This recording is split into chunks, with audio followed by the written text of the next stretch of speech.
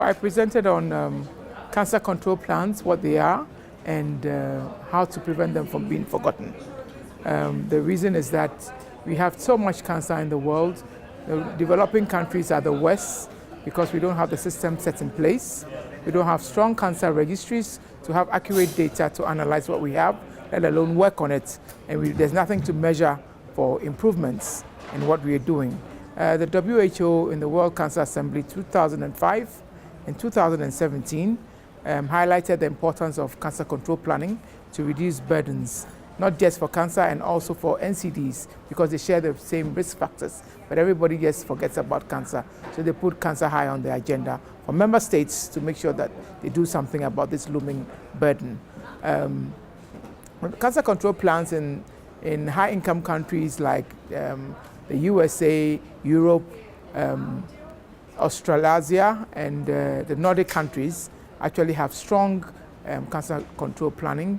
They have systems in place, and they have recorded increases in cancer survival rates. Indeed, the whole world is recording increases in cancer survival rates, except for places where we don't have enough data. So this is enough evidence to show that cancer control plans are working. But how do the rest of us also benefit from it? Because it's a broad range of interventions. Some of them are not resource stratified, and that is the biggest headache. So for example, with cervical cancer screening, we really can't use pap smears because we don't have the resources. So there are other types of interventions like visual inspection of acetic acid. We're using Lugol's iodine as well, and that has shown to be almost effective as pap smears. And then during that process, any identified lesions are treated immediately, because we found out that visiting more than twice actually causes problems with compliance. So now the WHO is proposing a single treat approach.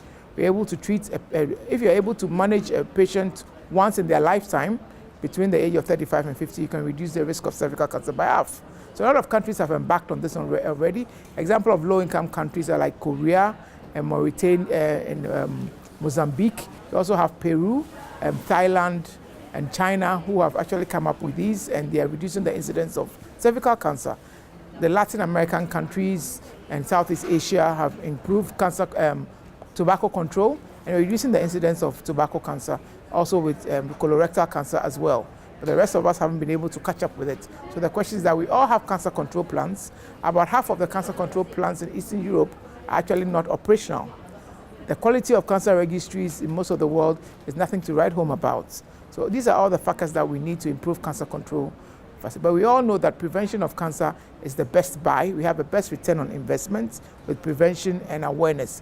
I think it's something that we all need to embark on first, because we have countries who put in so much money, investment into treatment without doing anything about prevention and early detection. I think the rules have to change, and so we encourage a lot of countries to start with the basic things that doesn't cost that many resources before they expand their facilities, because that's what causes the frustration, poor outcomes, and then the cancer controls fails and we all just give up. So I think this is a time for us to rise and see that with the little that we have, we can do a lot to reduce the impact of cancer on our patients. We also have to concentrate also on quality treatments.